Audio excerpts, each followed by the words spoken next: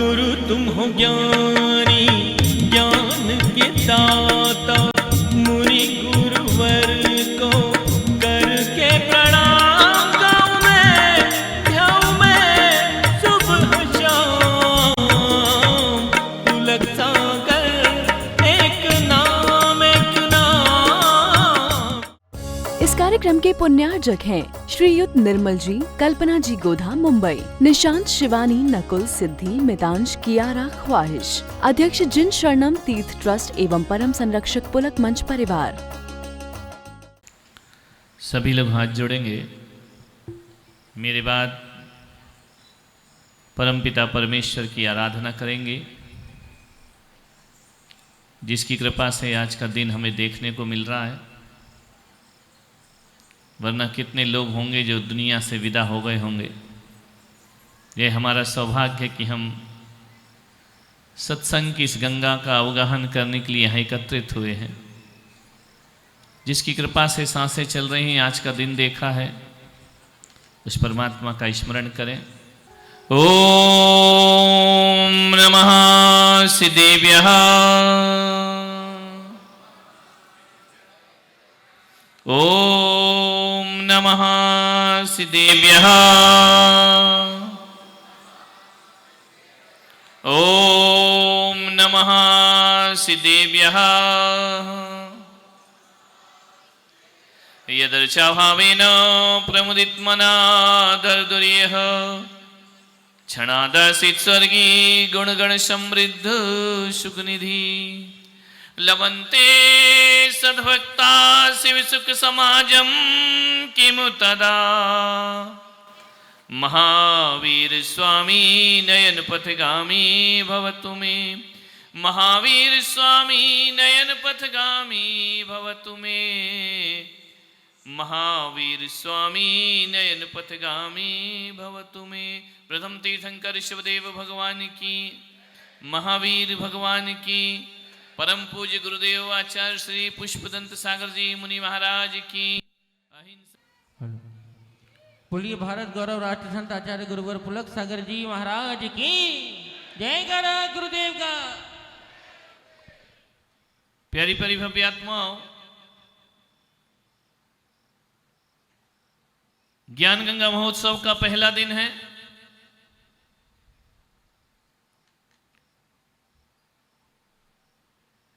लोगों ने कहा ये ज्ञान गंगा महोत्सव क्या होता है। हमने कहा ज्ञान गंगा महोत्सव वो होता है कि इसमें यदि कौआ स्नान करे तो हंस बन जाता है, और हंस स्नान करे तो परम हंस बन जाया करता है। उसे ज्ञान की गंगा कहा जाता है। एक गंगा वह है जो हिमालय से निकलती है, और एक गंगा वह है जो संत हृदय से निकलती है। ध्यान रखिए,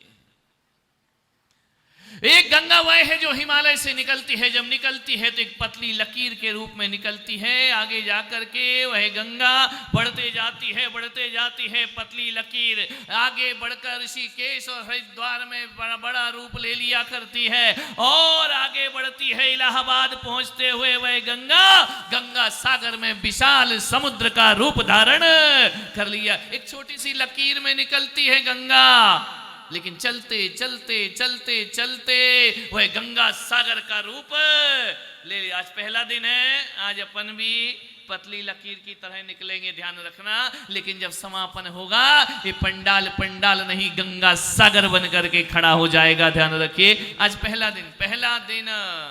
कई लोग तो इस चक्कर में आए कितने बजे शुरू होगा, 8:30 का बोला है, 9 बजे शुरू होगा, आराम से चलेंगे। कई सोच रहे होंगे 9:30 बजेंगे। 1-2 दिन में उनको टाइम पता चल जाएगा, फिर तुम औपचारिकताएं करते रहो। आदमी तभी आएगा जब उसके सामने, महाराज के सामने फरमाइक पहुंचे। बहुत होशियार है उदयपुर के लोग, ध्यान रखना। इतने टाइम के पंचुअल हैं, उसी समय पहुंचेंगे। देखो ना, चले आ रहे हैं मान्यवर। एक हिमालय से गंगा निकलती है, एक संत हृदय से गंगा निकलती है।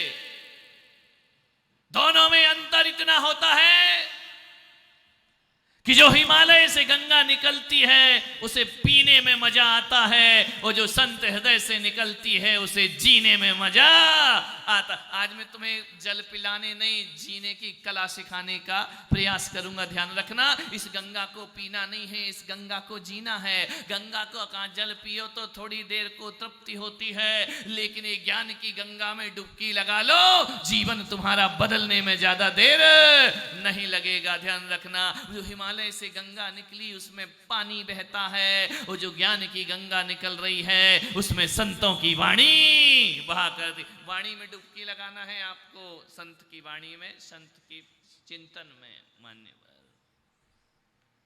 पहला दिन है, प्रयास कर रहा हूं जोड़ने का। आपसे निवेदन करता हूं, इस ज्ञान की गंगा में आओ, हम पहले दिन इस वाणी की गंगा में, इस विचारों की गंगा में नहाने का प्रयास करें। आज मैं आपसे कहता हूं, बहुत से लोग होंगे जो महाकुंभ में नहाने को गए होंगे, डुबकियां लगाई होंगी, और बहुत से लोग नहीं भी गए होंगे। जो नहीं जा पाए, मैं उनसे कहूंगा कि हैरान ना हो, पश्चाताप ना करें। पुलक सागर एक उदयपुर में ज्ञान की गंगा लाया है, यहां आकर डुबकी लगाएं। ध्यान रखना, अंतर बस आपसे इतना ही मैं निवेदन करूंगा, इस ज्ञान की गंगा में डूब करके मैं भी मीठा बोलना सीखूं और आप भी मीठा बोलना सीखें। ध्यान रखिए, मीठी वाणी मैं भी सीखूंगा। मैं कोई पहुंचा हुआ बहुत बड़ा भगवान नहीं हूं कि मैं हमेशा मीठा ही बोलता हूं, तीखा भी बोल देता हूं। आपसे मेरा निवेदन है, मैं भी सीखूं और तुम भी सीखो, क्योंकि कभी कुंभ में जाकर के देखना, एक ग्रस्त भी डुबकी लगाता है और एक संत भी डुबकी लगाता है। मैं भी सीखता हूं मीठा बोलना, और आप सीखिए। आप और हम बैठकर जिंदगी को जीना सीखें। यहां कोई उपदेश नहीं हो रहा है। ध्यान रखना, ये 27 दिन का जो आयोजन है, इंसान को इंसान बनाने की फैक्ट्री लगाई गई है। ऐसा कारखाना है जहां आदमी आदमी बन करके निकलेगा। मान्यवर, आपसे निवेदन है, जब संत और श्रावक दोनों डुबकी लगाते हैं तो वो कुंभ नहीं, महाकुंभ का रूप ले लिया करता है। हम आए अपने जीवन को थोड़ा सा बदलने का प्रयास करें। एक आदमी ने कहा कि मरने के बाद स्वर्ग मिलेगा, नरक मिलेगा। मैं पुलक सागर कहता हूं, मुझे नहीं मालूम कौन कहां मिलेगा, किसे क्या मिलेगा। अरे तुम्हारा तो छोड़ो, मुझे ही अपना नहीं मालूम कि स्वर्ग मिलेगा या नरक मिलेगा। ध्यान रखिए, लेकिन मैं पुलक सागर इतना कहता हूं कि जिंदगी भर स्वर्ग को तलाशो तो स्वर्ग नहीं मिला करता है। मैं आपसे निवेदन कर रहा हूं बड़ी विनम्रता के साथ कि दुनिया में स्वर्ग ढूंढने जाओगे तो स्वर्ग कभी नहीं मिलेगा। स्वर्ग की तलाश में रहोगे तो स्वर्ग नहीं मिलेगा। अरे मरने के बाद स्वर्ग ढूंढोगे, किसी का कोई भरोसा नहीं कौन कहां जाता है। लेकिन मैं इतना उदयपुर वालों तुम्हें विश्वास दिलाता हूं कि जो आदमी जीते जी स्वर्ग से जिंदगी जीता है, उसे मरने के बाद स्वर्ग जरूर प्राप्त हुआ करता है। और जो नरक की जिंदगी जीता है, वह भगवान के मंदिर से भी प्राण छोड़े तो भी उसे नरक की प्राप्ति। आए इन 27 दिन में अपने घर को स्वर्ग बनाने का प्रयास करें। जीते जी आज को स्वर्ग बनाओ, अभी को स्वर्ग बनाओ। कल के बारे में मत सोचो, कल का कोई भरोसा नहीं है। ध्यान रखना, आज को स्वर्ग बनाने का प्रयास कर। तुम्हारे घरों में स्वर्ग कहाँ है? मंदिरों में स्वर्ग नहीं मिला करता है। स्वर्ग कहाँ है? पूजा पाठ में स्वर्ग नहीं मिला करता है। स्वर्ग कहाँ है? मैं आपसे निवेदन करूंगा कि आपसे पूछा जाए, मैं आपसे कहता हूं कि स्वर्ग कहाँ है, तो मंदिर में स्वर्ग नहीं, हकीकत में देखो तो स्वर्ग घर में हुआ करता है और नरक भी घर में हुआ करता। हमारे ऊपर है, हम उसे जीवन को स्वर्ग बनाएं या नरक बनाएं। ध्यान रखना, स्वर्ग बनाने का प्रयास करें। एक बहुत बड़े संत हुए इस धरती पर। क्लास टीचर क्लासरूम में पहुंचा, छोटे छोटे बच्चे पढ़ रहे थे। शिक्षक महोदय ने कहा, इस क्लास में कौन ऐसा है जो स्वर्ग जाना चाहता है? सारे बच्चों ने हाथ उठा दिया, हम स्वर्ग जाना चाहते हैं, हम स्वर्ग जाना चाहते हैं। 30-40 बच्चों का क्लासरूम था, उसमें सारे बच्चों ने हाथ उठाया। एक बच्चा बैठा था, उसने हाथ नहीं उठाया। शिक्षक ने कहा क्यों बेटा तुमको स्वर्ग नहीं जाना? बोले नहीं मुझे स्वर्ग नहीं जाना है। तो क्या तुम्हें नरक जाना है? बोले नहीं मुझे नरक भी नहीं जाना है। तो फिर तुमने हाथ क्यों नहीं उठाया स्वर्ग जाने के लिए? बोले जितने बच्चे बैठे इनको स्वर्ग में भेज दो, मुझे स्वर्ग नहीं जाना है। तो बोले ऐसा क्यों है? तुम नरक भी नहीं जाना चाहते, स्वर्ग भी नहीं जाना चाहते, बताओ तुम क्या चाहते हो? क्लास के उस बुद्धिमान बच्चे ने कहा कि सर मैं स्वर्ग जाना नहीं चाहता हूं, बल्कि मैं स्वर्ग धरती पर उतारना चाहता हूं। ध्यान रखिए, मुझे मर के स्वर्ग नहीं जाना है, मुझे जीते जी। तालियां एहसान में मत बजाओ मेरे, ध्यान रखना। नहीं बजाना तो मत बजाओ, ध्यान रखना। एहसान मत करो, बजाना तो ढंग से बजाओ। कोई बजा रहा, कोई नहीं बजा रहा, कोई बाजू वाले को देख रहा है, कई सोच रहे हम जिंदा में आए हैं कि मरे में आए हैं। ध्यान रखिए, आपसे निवेदन है तालियां बजाओ तो जरा ढंग से बजाओ, जरा जिंदा होने का सबूत दो। खा पी के आए हो, नाश्ता करके तुमसे ताली नहीं बजाई जा रही, ध्यान रखना। मान्य ताली बजाने से नींद खुल जाती है, पड़ोसी की ध्यान रखना।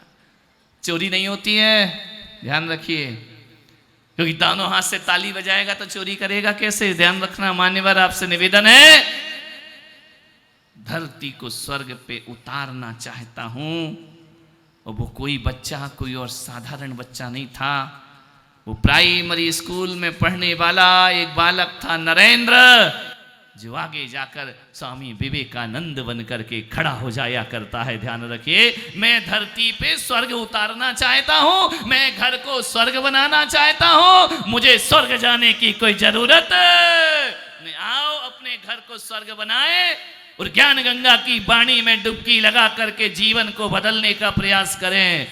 एक निवेदन है आपसे, आदमी का सबसे पहला परिचय जब आप किसी से मिलते हैं, पहला परिचय कैसे होता है?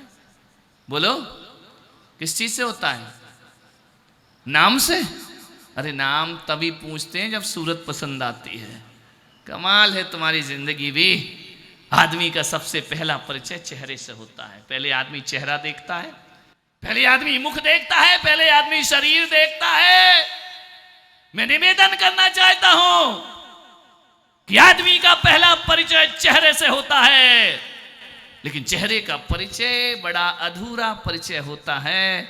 पूरा परिचय तो तब होता है जब आदमी की वाणी हम सुनते हैं, शब्द सुनते हैं, तब पता लगता है कि आदमी किस स्तर का है। ध्यान रखना, बोलने से पता चलता है कि आदमी का लेवल क्या, चेहरे से पता नहीं चलता है। चेहरे सुंदर होने से कुछ नहीं होता मेरे भाई। जीवन को महान और आदर्शमय और सुखमय बनाना है तो आदमी का चेहरा नहीं, आदमी की वाणी सुंदर होना चाहिए, आदमी का बोलना सुंदर होना चाहिए, आदमी का व्यवहार अच्छा होना चाहिए। सुंदर चेहरे भी यदि बदतमीजी से बोलेंगे तो उन सुंदर चेहरों को कोई पसंद नहीं करता है, और बदसूरत आदमी भी यदि मीठा बोलता है हर कोई उसे पसंद करता। मीठा बोलो, सब कुछ आता है तुमको, बस एक चीज नहीं आती, बोलना। समझ में आ रहा? सब आता है, लड़ना, झगड़ना, पिटना, पीटना, थारे मारे, सब आता है। क्या नहीं आता? आदमी को केवल अच्छे कपड़े पहनना भी आता है, सजना भी आता है, संवरना भी आता है, मेकअप करना भी आता है, इत्र लगाना भी आता है, गाड़ी चलाना भी आता है। आदमी को यदि नहीं आता तो मीठा बोलना आदमी को नहीं आता है। ध्यान रखना, ये आदमी की पहचान है। सभी गतियों में जाकर के देखो, ये वाणी का वरदान मनुष्य को प्राप्त हुआ है। ध्यान रखना, ये बोलने का वरदान मनुष्य को प्राप्त हुआ है। आपसे निवेदन है, कितनी भी ऊंचाइयां पालो, कितने भी ऊंचे पद पर बैठ जाओ, कितनी भी ऊंची डिग्रियां हासिल कर लो, यदि आपको सलीके से बोलना नहीं आता, बदतमीजी से बात करते हैं, तो आपके उस पद की कोई कीमत नहीं रहा करती है। पढ़ लिख करके बड़ी बड़ी डिग्रियां हासिल कर ली और तुम्हें ये नहीं आता है कि पिता से कैसे बोलना चाहिए, माँ से कैसे बोलना चाहिए, भाई से कैसे बोलना चाहिए, पत्नी से कैसे बोलना चाहिए। यदि आपको बोलना नहीं आया और बड़ी डिग्री लेकर बैठ गए तो एक बात याद रखना, अनपढ़ वो नहीं होता जो स्कूल नहीं जाता है, अनपढ़ गंवार वो होता है पढ़ने लिखने के बाद भी जिसे बोलना नहीं आता है। ध्यान, गंवार पढ़ा लिखा गंवार आदमी है, जो ढंग से पेश नहीं आता है। मान्यवर, बोलना सीखिए। एक बात याद रखना, मैं रोज भगवान से प्रार्थना करता हूं। मेरे पास कोई बहुत लंबी चौड़ी प्रार्थना नहीं है भगवान से, बस इतनी प्रार्थना करता हूं कि हे परमात्मा, मेरी जुबान पर ऐसे शब्द देना, बस यही मांगता हूं और कुछ नहीं मांगता। ऋतु विलास के मंदिर में हूं, भगवान महावीर के चरणों में जाता हूं, तो मैं इतनी ही प्रार्थना करता हूं कि हे परमात्मा, मेरे जीवन में, मेरे शब्दों में, मेरी जुबान में ऐसे शब्द प्रदान करना जिसे मैं अपने दिमाग में कन्वर्ट करके लोगों के हृदय तक पहुंच सकूं और उनका प्यार प्राप्त कर सकूं। ध्यान रखना, यही जीवन का सबसे बड़ा। रोज एक प्रार्थना करो, बस कुछ मत बोलो कि हमारे घर में शांति रहे। ये प्रार्थना मत करो भगवान से कि हमारी सास शांत रहे या शांत हो जाए। इन प्रार्थनाओं से कुछ नहीं होने वाला है। मेरा पति अच्छा रहे, मेरे घर में दौलत आए, ये प्रार्थना नहीं करने का। भगवान से कहना, भगवान मेरी जुबान में मीठी वाणी प्रकट कर। ध्यान रखना, और मैं विश्वास दिलाता हूं जिसकी जुबान में मीठी वाणी होती है उसके घर को स्वर्ग बनने में ज्यादा देर नहीं लगी करती है। ध्यान रखना, उसके घर में खुशियां आने में ज्यादा देर, रुपए पैसों से सुख नहीं मिलता मेरे भाई, अच्छी वाणी और अच्छे व्यवहार से जीवन में सुख की प्राप्ति हुआ करती है। मान्य, अच्छा बोलो, मीठा बोलो। 50 ग्राम की जुबान, 50 किलो का शरीर, किसी का तो 100 किलो का भी होगा, कोई 80 किलो के होंगे। 50 ग्राम की जुबान, ध्यान रखना, 50 किलो के शरीर को बर्बाद कर देती है। ध्यान रखिए, मीठा बोलना सीखिए। आपसे एक निवेदन कर रहा हूं, बोलते तो सब हैं, मुझे नहीं लगता है कि मेरी सभा में सब गूंगे लोग बैठे हैं, सब बोलते हैं, लेकिन मेरे सामने इतने चुप बैठे हैं। इतने चुप घर में रहो तो कितना बढ़िया हो जाए जीवन का।